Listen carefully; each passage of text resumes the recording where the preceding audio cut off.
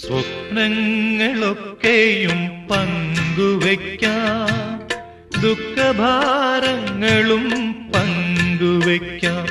ഇനി സ്വപ്നങ്ങളൊക്കെയും പങ്കുവയ്ക്കാം, ദുഃഖഭാരങ്ങളും പങ്കുവയ്ക്കാം.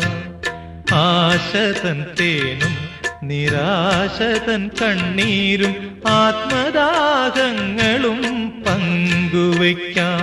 ഇനി സ്വപ്നങ്ങളൊക്കെയും പങ്കുവയ്ക്കാം, ദുഃഖഭാരങ്ങളും പങ്കുവയ്ക്കാം.